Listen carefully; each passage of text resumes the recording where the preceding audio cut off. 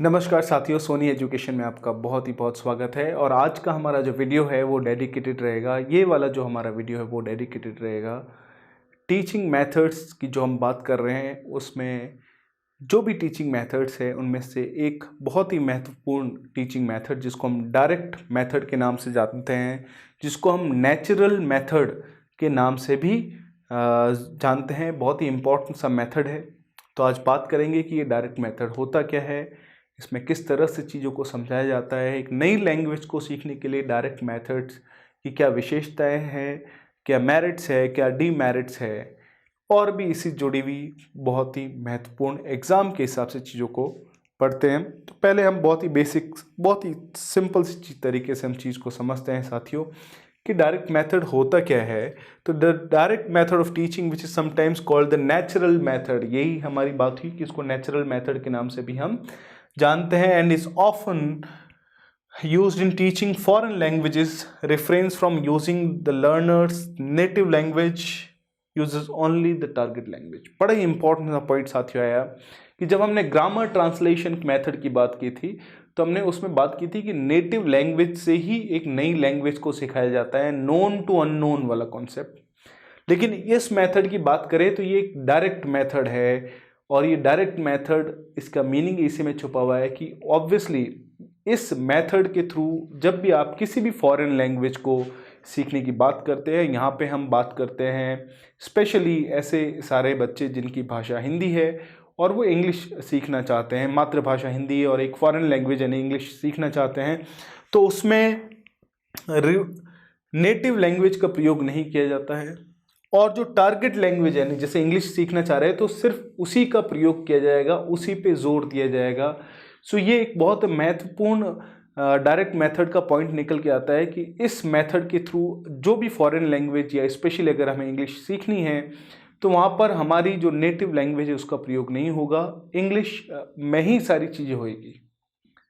तो ये पहला पॉइंट है। सेकंड है कि it was established in England around 1900 no, and contrast with the grammar translation method, यानी जो ग्रामर ट्रांसलेशन मेथड जो सबसे पुराना मेथड है, कन्वेंशनल ट्रेडिशनल ओल्डेस्ट मेथड जो है, उसके कॉन्ट्रास्ट में कहीं न कहीं इस मेथड को लाया गया कि उससे जो है कहीं न कहीं हमारे पास लिसनिंग और स्पीकिंग वाला पोर्शन जो है वो इतना ज़्यादा इम्प्रूव नहीं हो पा रहा था, लैंग्वेज इतनी शानदार नहीं हो पा रही थी, सिर्फ ट्रांसलेशन पे ही जोर दिया जा रहा था, तो उसके कॉन्ट्रास्ट में इसको लाया गया।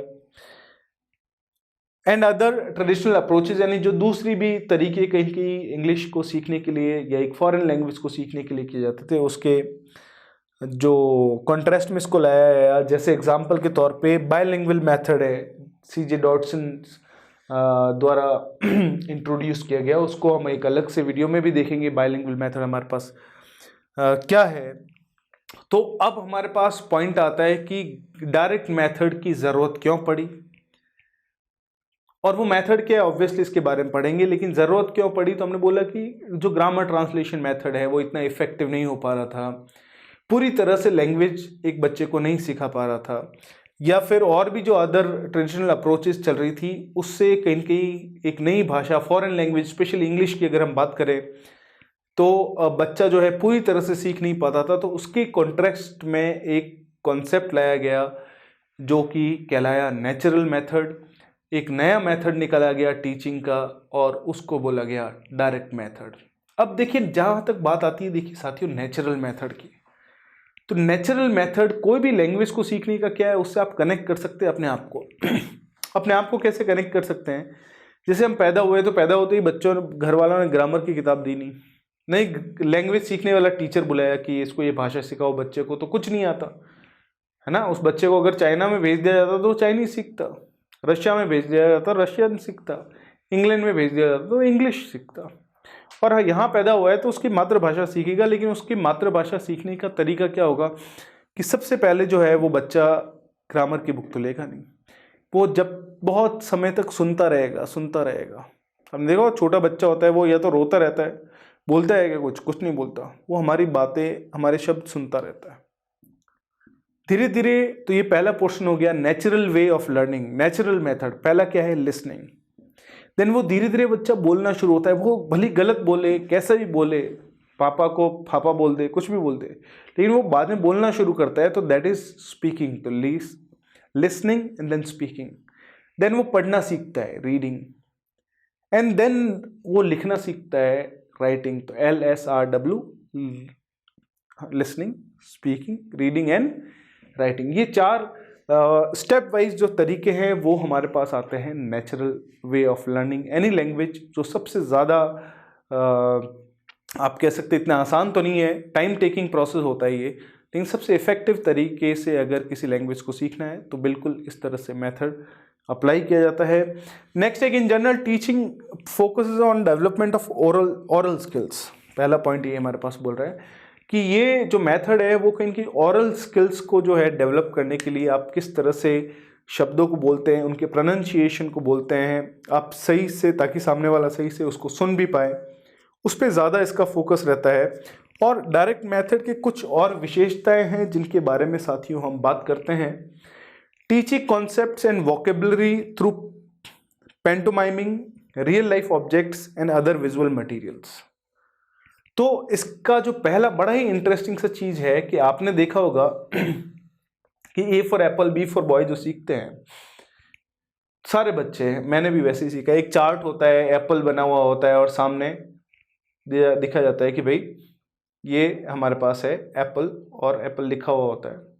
बॉय, लड़के का एक चेहरा बना हुआ होता है, या स्कूल के जाते हुए बच्चे का फोटो होता है, लिखा हुआ B for boy, C for cat, इस तरह से। तो उसमें हल्की हल्की सी खुशबू आती है, किसमें, उस चार्ट में नहीं, इस तरीके में डायरेक्ट मेथड की।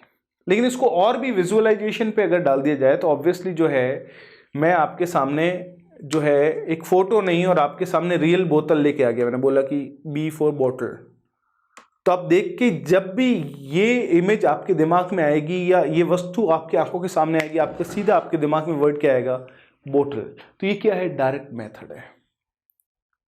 वहां पे आपने किसी फोटोग्राफ का सहारा नहीं लिया, आपने रियल ऑब्जेक्ट का सहारा लिया है, उस चीज के वर्ड को या उस चीज से रिलेटेड वर्ड को सीखने के लिए या सिखाने के लिए।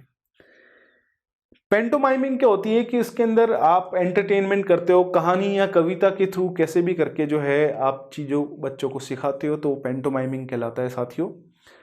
और भी विजुअल मटेरियल्स हो गए, जैसे कोई स्क्रीन है उसके ऊपर फोटोग्राफ्स दिखाए, कुछ वीडियोस दिखा दिए, उनसे कुछ शब्दों को सिखाना शुरू कर लिया। तो ये डायरेक्ट मेथड के तरीके हैं, कहीं के विशेषताएं हैं साथियों।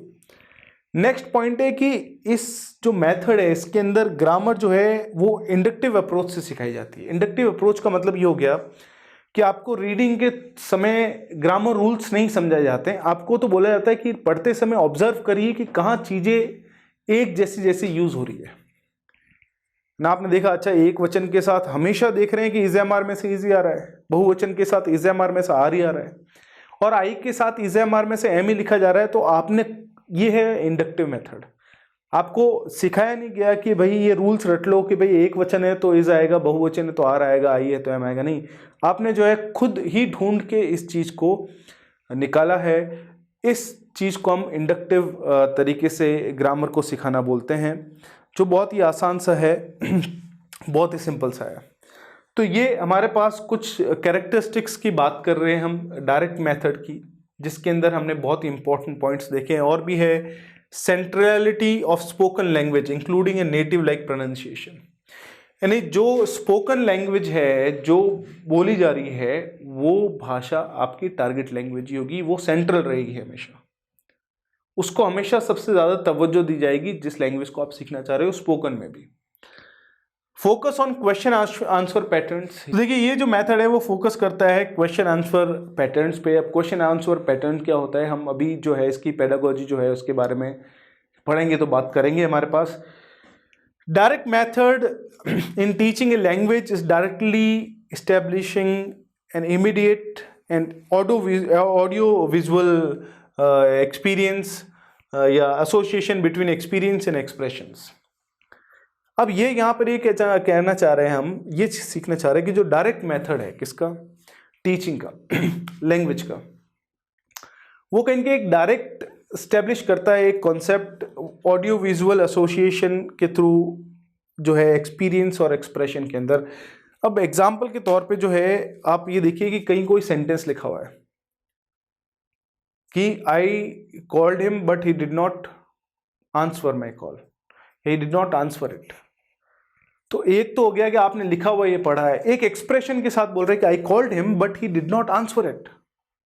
तो ये जो एक्सप्रेशन है, ये जो आप कह सकते हैं कि जो एक्सपीरियंस है या ये बोलने की जो चीज़ें हैं, इसके अंदर जो भाव है, इसके अंदर जो जेस्चर्स है, हाव भाव है, ये चीज़ें कहीं कहीं उस मेथड के अंदर आराम से सीखी जा सकती है जो कि ट्रांसलेशन मेथड में नहीं आ सकती है। बहुत सारे वर्ड्स है, फ्रेजेस है, मीनिंग्स है, इडियम्स है, रूल्स है, जो कहीं कहीं टीचर की बॉडी और मेंटल जो स्किल्स है उसके थ्रू डेवलप की जाती है without any help of learners mother tongue. यानी जो लर्नर की मदर टंग है उसकी कोई मदद नहीं ली जाती है, वो टीचर की मेंटल स्किल्स के थ्रू या फिर उसकी जो कैपेबिलिटीज़ है नए नए तरीके से चीज़ों को सिखाने की, और कहीं कहीं खुल के ऑडियो विजुअल्स इफेक्ट्स दे के कहीं के बच्चे को समझाने की, जिससे बच्चा कनेक्ट कर पाए, ये मेथड उस पर बहुत ज़्यादा जोर देता है। इसीलिए इसको हम डायरेक्ट मेथड कहते हैं, क्योंकि ये डायरेक्ट उस टारगेट लैंग्वेज को ही इंसान के दिमाग में डालने की कोशिश करता है विदाउट नेटिव लैंग्वेज। तो ये बड़ा ही इंपॉर्टेंट सा पॉइंट आता है कि जो डायरेक्ट मेथड है उसमें जो टारगेट लैंग्वेज है, स्पेशली जैसे अब इंग्लिश सीखेंगे डायरेक्ट मेथड से, तो इंग्लिश जो है उस पर ज़्यादा जोर दिया जाता है, नेटिव लैंग्वेज पे जोर नहीं दिया जाता है।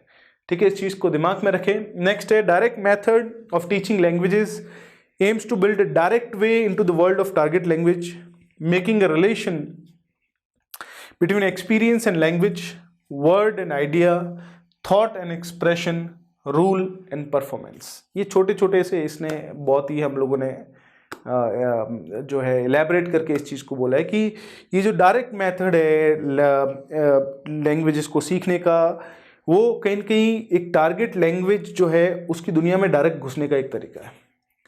आप बीच में किसी की सहायता नहीं ले रहे हैं, अपनी मदर टंग की भी सहायता नहीं ले रहे, आप डायरेक्ट घुस रहे हैं किसके अंदर, उस टारगेट लैंग्वेज के अंदर, और जो लैंग्वेज है और उससे रिलेटेड जो एक्सपीरियंस है, उसके जो हाव भाव है, बोलने का तरीका है, प्रोनंसिएशन है, किस बात को किस लहजे से रखना है, किस लहजे से नहीं रखना है, ये जो है कहीं कहीं जो वर्ड्स है, जो आइडियाज़ आपके दिमाग में आ रहे हैं, जो आपके विचार है और उससे जिस तरह के भाव निकल के आ रहे हैं, इन सारी चीज़ों पे ये डायरेक्ट मेथड जोर देता है और बहुत ही इम्पॉर्टेंट तरीके से जोर देता है। तो उसको दिमाग में रखें।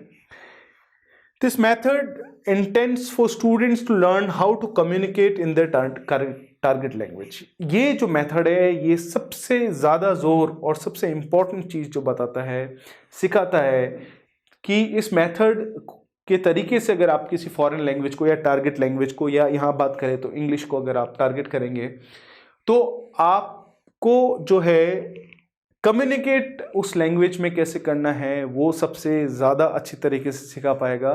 जैसे एग्जांपल के तौर पे जब हम डायरेक्ट ग्रामर ट्रांसलेशन मेथड की बात करते हैं साथियों, तो ग्रामर ट्रांसलेशन मेथड के अंदर आप रीडिंग और राइटिंग में अच्छे हो सकते हैं, वो भी ट्रांसलेशन के हिसाब से, अनुवाद करने के हिसाब से, लेकिन स्पीकिंग जो है वो पार्ट नहीं रहता अच्छा सा, कम्युनिकेशन इतना स्ट्रांग नहीं बनता है, प्रोनंसिएशन इतना स्ट्रांग नहीं बनता है, लेकिन इसमें ऐसा नहीं है। इसमें टोटली जो है बहुत ही डिफरेंट सा और बहुत ही इंटरेस्टिंग सा कॉन्सेप्ट निकल के आता है। This method is based on the assumption that the learner should experience the new language in the same way as he or she experiences his or mother tongue without considering the existence of his और her mother टंग। बड़ा ही simple सा, बड़ा interesting सा point है कि ये method जो है कहीं की इस बात पे जोर देता है, इस तरीके से समझाने की कोशिश करता है कि आप जो नई लैंग्वेज सीख रहे हैं, जो नई लैंग्वेज को जिस तरह से एक्सपीरियंस कर रहे हैं, आप उसी तरह से इस नई लैंग्वेज को सीखें जिस तरह से आपने अपनी मदर टंग को सीखा था। लेकिन ये जो नई लैंग्वेज सीख रहे हैं वो without the help of your mother tongue सीखें आप। लेकिन सीखे कैसे? जैसे अपनी मदर टंग सीखी थी। वो कैसे सीखी थी? Natural way of learning. Natural method क्या है?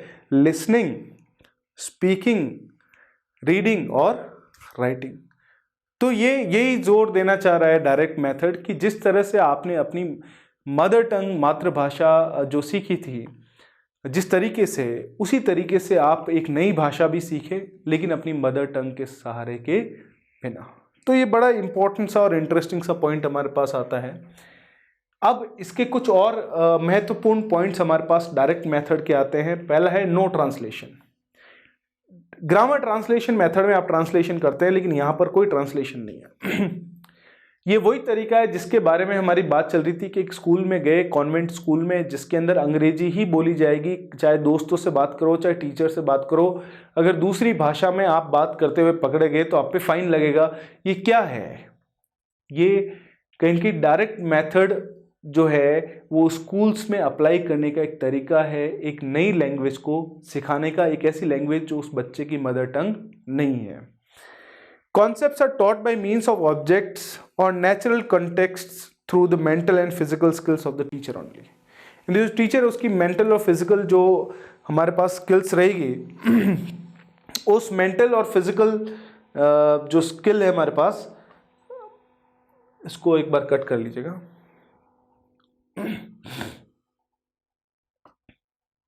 रिपीट। तो देखिए यहां पर हमारे पास नेक्स्ट पॉइंट आता है, concepts are taught by means of objects और by natural context through the mental and physical skills of the teacher only. यानी जो टीचर है, जो पढ़ा रहा है, जो समझा रहा है, उसकी जो मेंटल स्किल्स है, उस जिसके अंदर वो बहुत सारी वर्ड्स को बच्चे को डायरेक्ट ही ऑब्जेक्ट को दिखा दिखा के सिखा दे रहा है।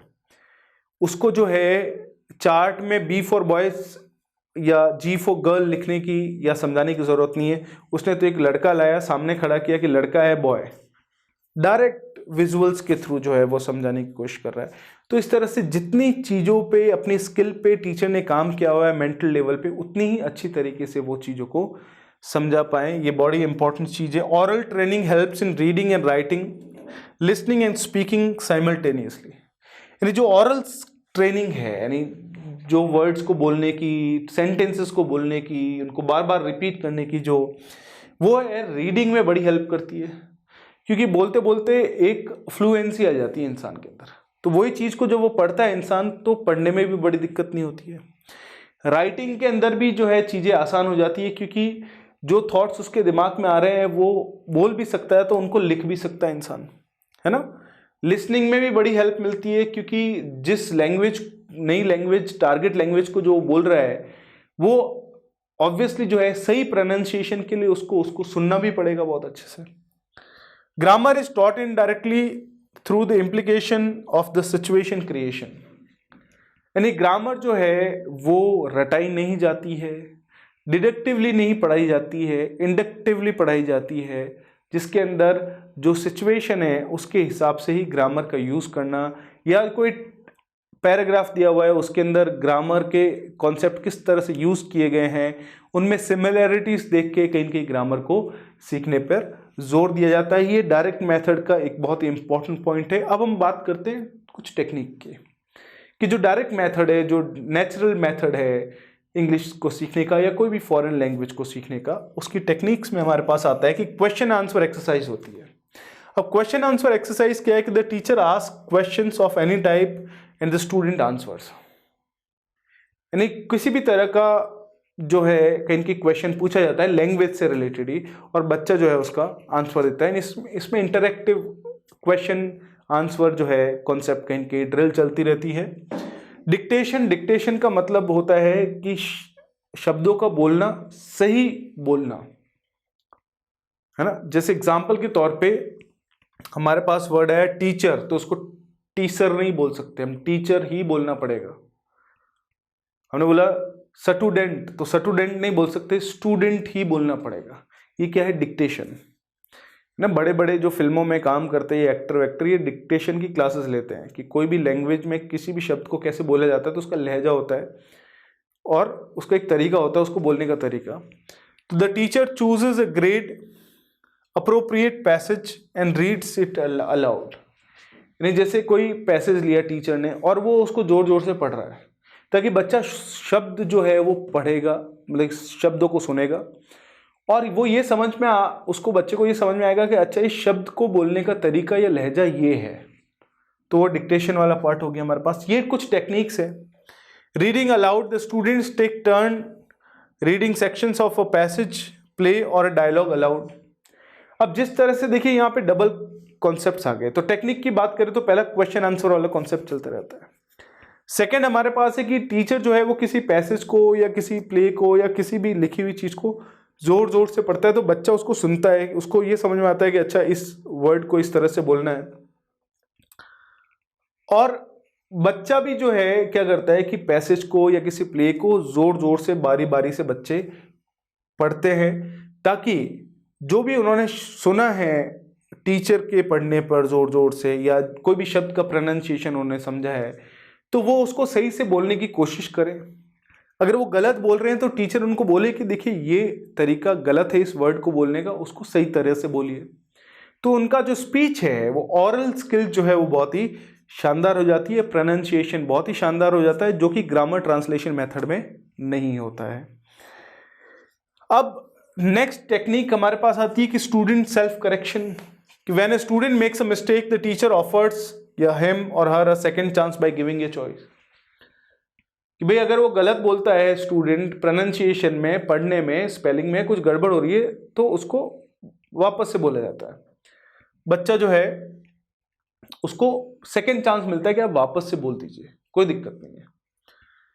कॉन्वर्सेशन प्रैक्टिस, कॉन्वर्सेशन बातचीत, तो स्टूडेंट्स जो है उनको आपस में एक दूसरे से क्वेश्चंस पूछने की, उस तरीके से पूछने की ना, वो कहीं की एक आज़ादी होती है, तो वो बहुत ही इंटरेक्टिव सेशन होता है, तो बच्चा बहुत सारे शब्दों को बोल पाता है। अगर वो गलत बोलता है तो कुछ लोग हंस भी लेते हैं, तो कोई टेंशन नहीं, वो अगली बार से सही बोल देता है, लेकिन वो फिर हमेशा के लिए ही सही बोलना शुरू हो जाता है। तो ये हमारे पास कॉन्वर्सेशन प्रैक्टिस, बातचीत की प्रैक्टिस। आपने देखा होगा कि ग्रामर ट्रांसलेशन मेथड के थ्रू जो ज़्यादातर लोग इंग्लिश सीखते हैं वो रूल्स के हिसाब से बड़े ही स्ट्रांग होते हैं। वो लोग आप देखेंगे कि हमारे पास लिखने में उस्ताद हो सकते हैं, पढ़ने में उस्ताद हो सकते हैं, लेकिन बोलने में उस्ताद नहीं हो पाता। तो ये जो हमारे पास कॉन्वर्सेशन प्रैक्टिस है बातचीत की, तो वो उससे सुधार आता है हमारे पास। Paragraph writing, the students are asked to write a passage in their own words. इसके लिए आपकी राइटिंग स्किल्स भी शानदार होती है, बहुत ही सिंपल सा है। तो ये जो है रीडिंग, राइटिंग, स्पीकिंग, लिसनिंग, इन सारी चीज़ों पे कहीं कि ये मेथड जोर देता हुआ नज़र आता है, लेकिन ऑरल एक्सक्यूज मी, जो ऑरल हमारे पास स्किल है उस पर सबसे ज़्यादा जोर दिया जाता है। अब इस मेथड का जो है नेचर क्या है, किस तरह की प्रकृति है कि आप सारे लोगों को पता है कि ये नेचुरल मेथड के नाम से जाना जाता है। It was developed as a reaction to grammar translation method and is designed to take the learner into the domain of the target language in the most natural manner। अब ये grammar translation method जो अब एक पूरी तरह से आप कह सकते हैं कि शानदार मेथड निकल के नहीं आ पा रहा था, तो अभी भी वर्ल्ड में सबसे ज़्यादा फेमस वही है। लेकिन एक नई लैंग्वेज या स्पेशली अगर इंग्लिश सीखने के लिए अगर एक मेथड की बात करें, तो ग्रामर ट्रांसलेशन मेथड जो है इतना शानदार आउटपुट नहीं दे रहा था, तो उसको कहीं की काट करने के लिए ये मेथड लाया गया, नेचुरल मेथड, या जिसको डायरेक्ट मेथड के नाम से हम जानते हैं। ताकि क्या है कि जो नई लैंग्वेज है, जो टारगेट लैंग्वेज है, उसको सबसे नेचुरल तरीके से जो है वो एक लर्नर सीख पाए। ये इसका मेन मोटिव और इसका ये नेचर है। The main objective is to impart a perfect command of a foreign language.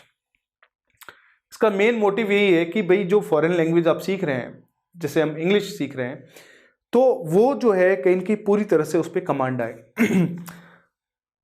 कहीं ना कहीं इसका जो आप आगे इसमें देखेंगे बड़ी इंपॉर्टेंट सी बात आती है साथियों, कि the main focus being to make the learner think in the targeted language the same manner as the learning of his और her mother tongue in the most natural way. अब आप देखिए बहुत सिंपल सी चीज़, अगर ग्रामर ट्रांसलेशन मेथड की बात करते हैं तो उसमें क्या होता है, आपकी मदर टंग या नेटिव जो लैंग्वेज है वो सबसे ज़्यादा डोमिनेंट होती है। इसके लिए आपका दिमाग कैसे रेडी होता है, उससे ऐसे रेडी होता है कि आपका दिमाग के अंदर कोई भी विचार आएगा तो अपनी मातृभाषा में आएगा, फिर हमारा दिमाग उसको इंग्लिश में जैसे उसको बोलना है या लिखना है तो उसको इंग्लिश में ट्रांसलेट करेगा। अब डायरेक्ट मेथड या जो नेचुरल मेथड है उसकी प्रैक्टिस के दौरान या प्रैक्टिस के बाद में क्या होता है कि इंसान के दिमाग में थॉट ही सीधा फॉरेन लैंग्वेज में आ सकता है। जिस तरह से एग्जाम्पल के तौर पे मैंने अगर ट्रांसलेशन मेथड से इंग्लिश सीखी है तो मेरे दिमाग में मेरी मातृभाषा अगर हिंदी है तो हिंदी में थॉट आएगा और मैं उसको इंग्लिश में ट्रांसलेट करूंगा। लेकिन ये जो डायरेक्ट मेथड है, इससे अगर मैं इंग्लिश सीखूंगा तो एक सर्टेन टाइम के बाद, ऐसा नहीं एक दो दिन में हो जाए, ऑब्वियसली ये प्रोसेस है, लेकिन उस पूरे प्रोसेस को कंप्लीट करने के बाद ऑब्वियसली मेरी जो नई लैंग्वेज है उसमें मेरे को ट्रांसलेट करने की जरूरत नहीं पड़ेगी, उसका थॉट ही डायरेक्ट उसी लैंग्वेज में आएगा जिसको मैं सीखना चाह रहा हूँ, जो कि एक बहुत इंपॉर्टेंट पोर्शन निकल के आता है साथियों। डायरेक्ट मेथड की एक बहुत ही महत्वपूर्ण बात है ये। In traditional language learning, pupil participation was found to be diminished as the teaching is perceived to be long and monotonous.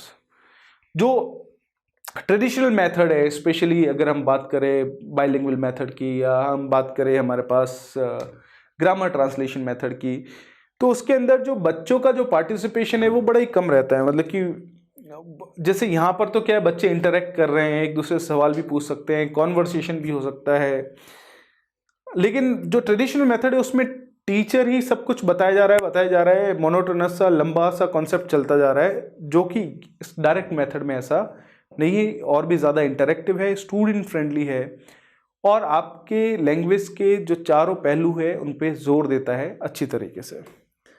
अब इसकी मेरिट्स क्या है हमारे पास, है ना, इंपॉर्टेंट चीज़ें हमारे पास क्या है कि फैसिलिटेट्स अंडरस्टैंडिंग ऑफ लैंग्वेज, कि आप लैंग्वेज को ट्रांसलेट ही नहीं करते रहो, वो तो ग्रामर ट्रांसलेशन मेथड है कि आपने जो भी पढ़ा, मैं तो आई, घर तो होम, लेकिन इसमें क्या करता है कि ये जो डायरेक्ट मेथड है उसमें जब आप जिस तरह से बेसिक अपनी मातृभाषा में जिसकी अगर हम बात करें तो उसको सीखने के बाद बहुत सारी चीज़ों की अंडरस्टैंडिंग हमें रहती है ना। अपनी भाषा में हम शब्दों को, सेंटेंसेस को तोड़ मरोड़ लेते हैं तो भी हम उनको सही बोल देते हैं क्योंकि हमें उसकी अंडरस्टैंडिंग है।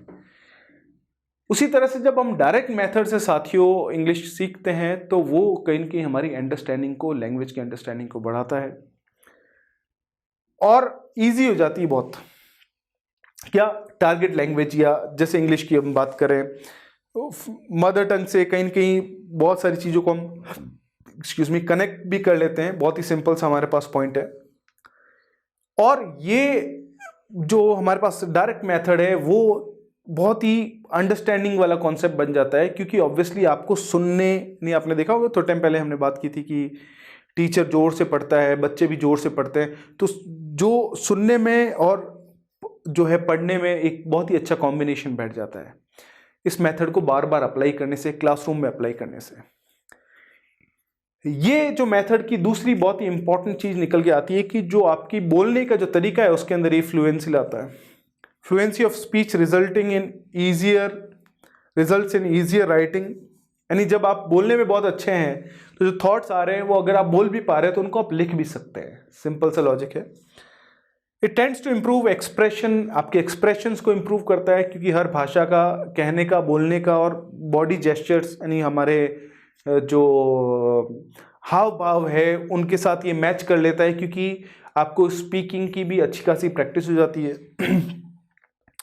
It is quick way of learning and expanding vocabulary, ये बहुत ही आसानी से आपको नए शब्द जरूर सिखाती है।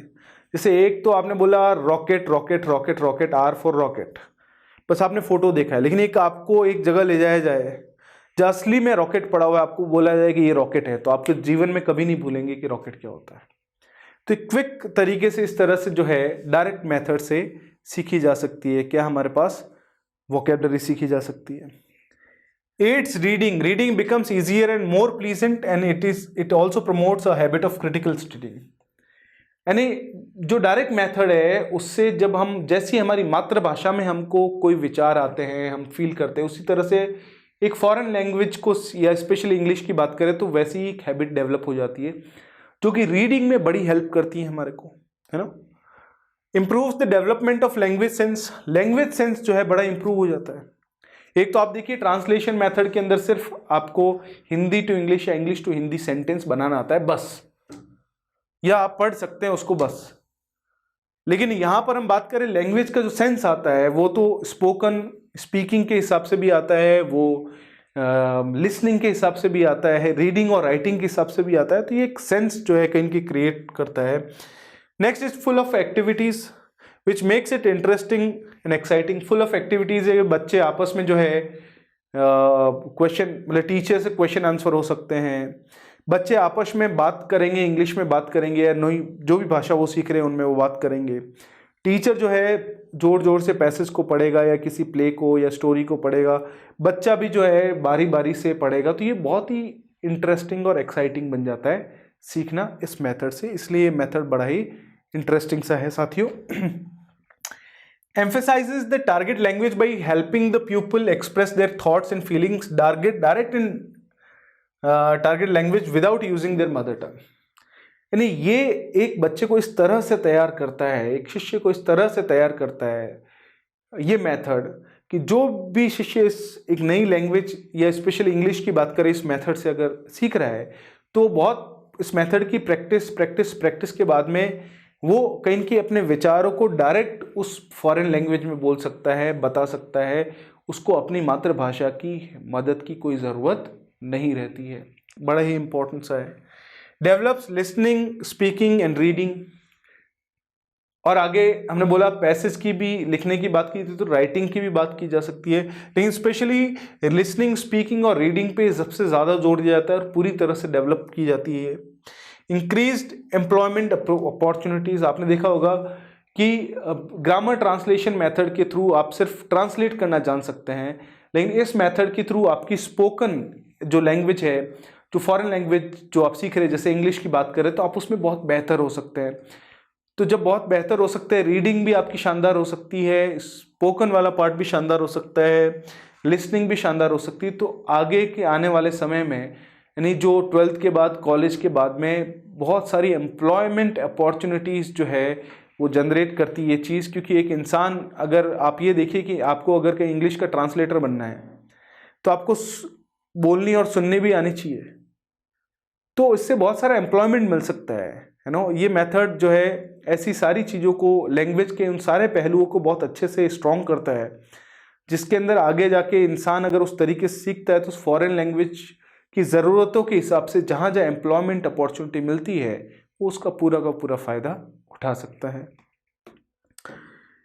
Helps in bringing words from passive vocabulary into active vocabulary. अब सवाल आता है कि पैसिव वोकेबलरी और एक्टिव वोकेबलरी क्या होता है। साथियों, वोकेबलरी आप सारे लोगों को पता है, शब्दकोश हमारे पास होता है। अब हमारे पास इंटरेस्टिंग चीज़ ये है कि जब भी आप वोकेबलरी की बात करते हैं तो ऐसे सारे वर्ड्स जो हम याद तो करते हैं, प्लस अपनी जनरल लाइफ में भी काम आते रहते हैं कभी कभी, यानी बार बार उन शब्दों को आप कैसे न कैसे कि यूज़ करते हैं और आप जो है बहुत ही कभी भूलते ही नहीं उन शब्दों को। जैसे एग्जाम्पल के तौर पे बोतल, finger, nose, hair, mouth, hand, thumb, air conditioner, white board, marker, institution, सारे अंग्रेजी के वर्ड है कि नहीं। लेकिन आपको ये सारे वर्ड्स पता है, तो बचपन से तो नहीं पता थे, बाद में सीखे आपने, लेकिन आप कभी नहीं भूल सकते इन वर्ड्स को, क्योंकि ये आपकी एक्टिव वोकेबलरी का पार्ट है। यानी कहीं न कहीं इन शब्दों से रिलेटेड चीज़ों को आप ऑब्जर्व करते रहते हैं, आपकी डेली लाइफ में कहीं न कहीं आता रहती है चीज़ें। लेकिन एक ऐसे शब्द जिनको आप याद तो करते हैं साथियों, लेकिन आप उनको टाइम टू टाइम यूज नहीं कर पाते, इसलिए वो धीरे धीरे भूल जाते हैं आप। तो ऐसे शब्दों को या ऐसे शब्दकोश को हम बोलते हैं पैसिव वोकैबुलरी। बहुत सिंपल सा और बहुत ही इंपॉर्टेंट सा पॉइंट है हमारे पास। नेक्स्ट है helps in proceeding the English language from particular to general, it bridges the gap between practice and theory. अब ये बोलना चाह रहा है कि एक तो आप इंग्लिश लैंग्वेज के बारे में उनसे रूल्स, उनकी थ्योरी पढ़ते रहो, और एक है कि भाई आपको उसकी प्रैक्टिस भी है, तो आप उसका फर्स्ट हैंड यूज कर सकते हैं। थ्योरी और प्रैक्टिस के बीच का जो गैप है वो बहुत खत्म कर देता है, क्योंकि आपको थ्योरी भी पता चल जाती है। जैसे एग्जांपल के तौर पे हमने बात की कि भाई ग्रामर भी इस मेथड के थ्रू सीखी जाती है, लेकिन डिफरेंट तरीके से सीखी जाती है। तो आप देख सकते हैं कि आप प्रैक्टिस भी कर रहे हैं ग्रामर की, और आपको ग्रामर सीखने को भी मिल रही है, आपको वोकेबलरी को भी सीखने की मिल रही है, लेकिन आप उसकी प्रैक्टिस भी कर रहे हैं। तो ये एक बहुत ही इंपॉर्टेंट सा कहने की कॉम्बिनेशन निकल के आता है साथियों। Facilitates alertness and participation of students. आप देखिए, एक तो क्या है, ट्रांसलेशन मेथड के अंदर बच्चा लगा हुआ है, हर सेंटेंस का ट्रांसलेशन कर रहा है अकेला अपने आप में, लेकिन एक ऐसा एनवायरनमेंट जिसमें सारे लोग पार्टिसिपेट कर रहे हैं, तो इससे क्या होगा, बोरिंग नहीं होएगा, बच्चा अलर्ट रहेगा, पार्टिसिपेशन होएगा।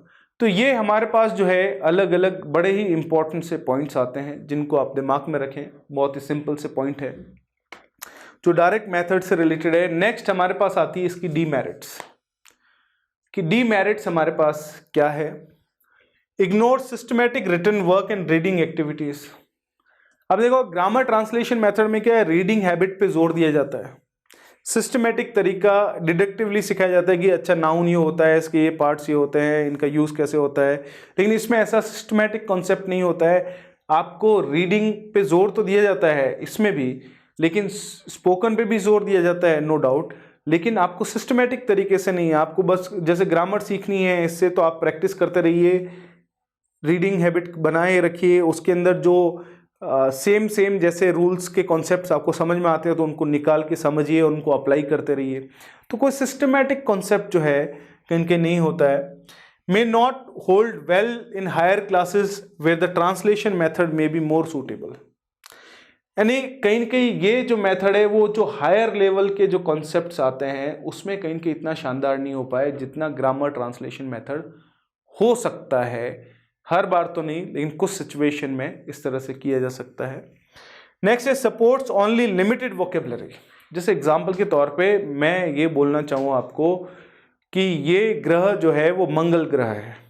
अब मैं मंगल ग्रह पे आपको ले जा तो नहीं सकता ना, आपको फोटो के थ्रू ही दिखा सकता हूँ, फर्स्ट हैंड एक्सपीरियंस तो नहीं दे सकता। इस तरह से बहुत सारे ऐसे शब्द हैं। जैसे एग्जाम्पल के तौर पे क्लासरूम में मैं वोकेबलरी सिखाना चाह रहा हूँ जिसमें डायरेक्ट ऑब्जेक्ट्स में आपको दिखाना चाह रहा हूँ, तो हद से हद कुछ पर्टिकुलर तरह के ऑब्जेक्ट जो आपके आसपास में इजीली अवेलेबल हो पाए उन्हीं को तो मैं दिखा पाऊंगा, बाकी चीज़ों को कैसे दिखा पाऊंगा। तो एक कहीं के लिमिटेड वोकेबलरी को जो है वो ये कहीं के देता है, जो कि बहुत ही इंपॉर्टेंट चीज़ है। It restricts the scope of vocabulary as not all words can be directly associated with their meanings. बहुत सारे शब्द ऐसे भी हैं जो ऑब्वियसली दिखा नहीं सकते, बहुत सारे भाव ऐसे हैं जो आप दिखा नहीं सकते, उनके लिए आपको डायरेक्ट ऑब्जेक्ट नहीं दिखाया जा सकता है ना। तो हमने बोला कि बहुत ही ऐसे भाव हो सकते हैं, जैसे वो इंसान कंफ्यूज्ड है, तो वो कंफ्यूज्ड है तो उसकी अंदर की भाव को डायरेक्ट नहीं बताया जा सकता कि इस चीज़ को कंफ्यूजन कहते हैं, उसके लिए आपको कोई और तरीका ढूंढना पड़ेगा। तो इसकी मेरिट्स और डीमेरिट्स में हमारे पास डीमेरिट्स में कुछ और चीज़ें आती हैं किसकी, डायरेक्ट मेथड की, कि needs skilled teachers. Most of the teachers in Indian schools have a poor command of English. क्योंकि सारे लोगों की फर्स्ट लैंग्वेज इंग्लिश नहीं है, मदर टंग इंग्लिश नहीं है। इसलिए सारे लोगों ने इंग्लिश अगर सीखी भी है तो वो एज अ सेकेंडरी आप कह सकते हैं सेकेंड लैंग्वेज के हिसाब से कहीं की सीखी है, तो या फिर आप अल्टरनेट लैंग्वेज के हिसाब से सीखी है, लेकिन मदर टंग नहीं है। इसलिए बहुत सारे लोगों की कमांड जो है इस लैंग्वेज में अच्छी नहीं है। और ये जो मेथड है इसके लिए कमांड बहुत शानदार होगी तो ही चीज़ें बहुत ही क्लास हो पाएगी। Ignores reading and writing aspects of language learning. तो ये ऑब्वियसली चारों पहलुओं को बहुत शानदार करता है, लेकिन आपने जैसा कि इस मेथड के बारे में जो हम पढ़ रहे थे उससे समझा होगा कि देखिए ये मेथड हमारे पास स्पीकिंग और लिसनिंग पे सबसे ज़्यादा जोर देता है, लेकिन कहीं की रीडिंग और राइटिंग पे देता तो है लेकिन इतना ज़्यादा जोर नहीं देता, थोड़ा इग्नोर कर लेता है। तो यहाँ पर आप देख सकते हैं कि एक कंपैरिजन कर सकते हैं डायरेक्ट ग्रामर ट्रांसलेशन मेथड और डायरेक्ट मेथड जिसको हम नेचुरल मेथड के नाम से भी जानते हैं, कि ग्रामर ट्रांसलेशन मेथड में रीडिंग और राइटिंग पे ज़्यादा जोर दिया जाता है, स्पीकिंग और लिसनिंग पे इग्नोर किया जाता है। और इसी का ऑपोजिट कि डायरेक्ट मेथड के अंदर लिसनिंग और स्पीकिंग को ज़्यादा जोर दिया जाता है, रीडिंग और राइटिंग एस्पेक्ट्स जो है वो कहीं न कहीं थोड़े से इग्नोर किए जाते हैं, एकदम ऑपोजिट हो गए एक दूसरे के।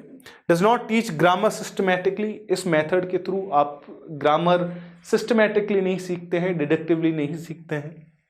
Time consuming in creating real life situation, क्योंकि अभी हमारी बात हुई कि देखिए इसमें जो है फर्स्ट हैंड एक्सपीरियंस देके या जो लाइव ऑब्जेक्ट्स दिखा के या सिचुएशंस क्रिएट करके कहीं न कहीं लैंग्वेज को एनरिच करके पढ़ाने की बात चलती है, लेकिन हर बार ऐसा हो ऐसा ज़रूरी नहीं है, बहुत बार हम क्रिएट नहीं कर पाते ऐसे सिचुएशंस।